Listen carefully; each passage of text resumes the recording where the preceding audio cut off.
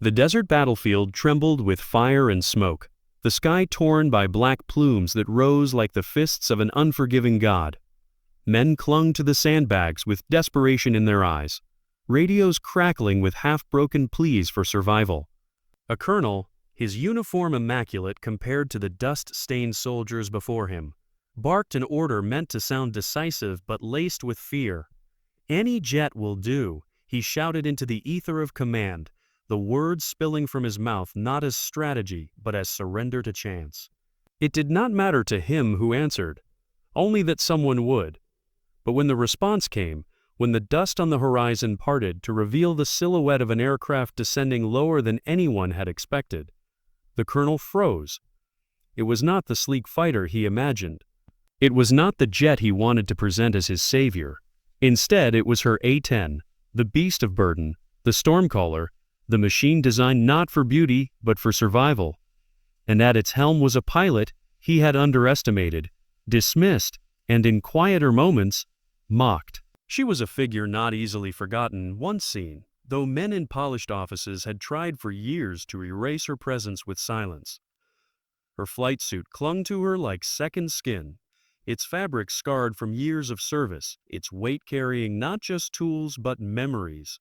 Beneath her helmet, her eyes were steady, the gaze of someone who had walked through fire long before today. She bore the invisible wounds of comrades lost, their voices still carried in the vibration of her engines, in the way her hands gripped the controls, as though every mission was a vow she refused to break. Years earlier, before this moment in the desert, she had sat in sterile rooms lined with charts and promotions that rarely had her name on them. She remembered the sting of laughter cut short when she entered, the way men who spoke of courage avoided looking her in the eye, as if seeing her would expose their doubts. She carried in her memory the burial of a fellow pilot who never made it home, the weight of folded flags pressed into the arms of grieving families, the burn of jet fuel that clung to her clothes, even when she tried to scrub it away. And still she returned to the cockpit, because the sky was the only place where the doubts could not follow, where her silence became a storm.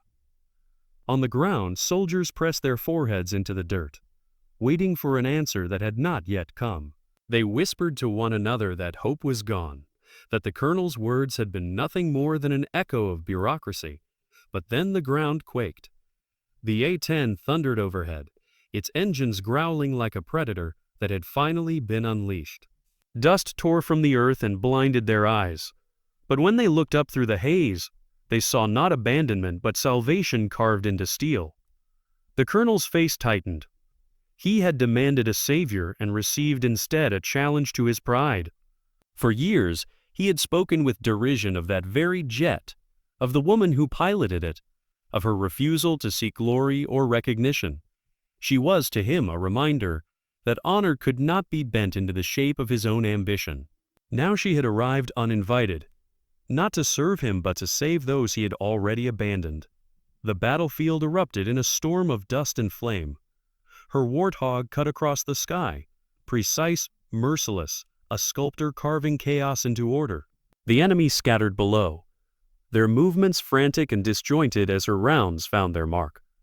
Soldiers on the ground lifted their heads, their despair washed away in the roar of engines and the shriek of metal justice. The colonel stood silent, his lips pressed into a line he could not break.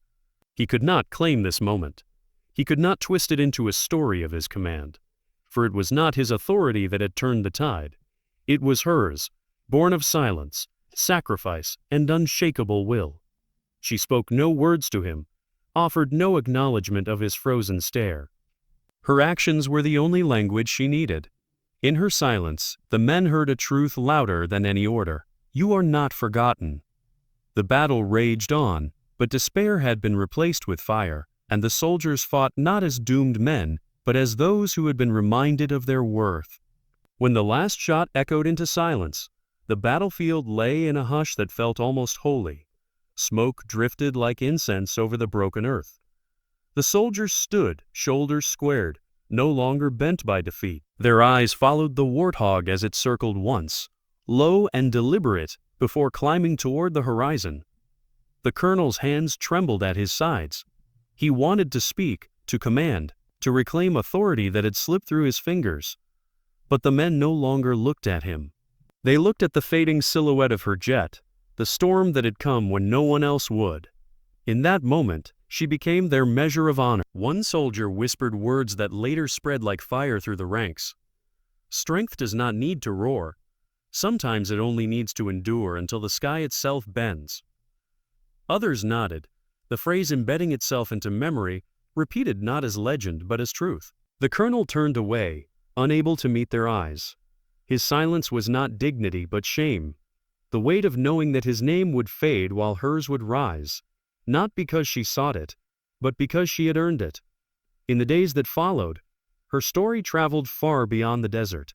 Men spoke of her not as a hero who sought glory, but as a guardian who had answered when others hesitated.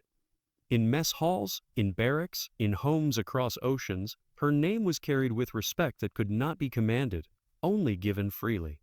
She herself said nothing. When asked later about the mission, she offered no speeches, no boasts. She returned to her flight, to her silence, to the only place she belonged. Yet the echoes of that day continued to live in the hearts of those who had seen her storm, and so the reflection endures. Authority can be claimed, but respect must be earned. Silence can be mistaken for weakness, until it becomes the voice that saves the forgotten. And when the world demands any jet, sometimes it receives not what it asks for, but what it truly needs. If you carry this story with you now, let it remind you of the unseen battles fought in silence, of the strength that does not shout, and of the honor that cannot be erased. Where are you watching from? What does her storm mean to you? Share your thoughts, subscribe, and join in honoring the silent heroes whose voices are found not in words, but in the unshakable truth of their actions.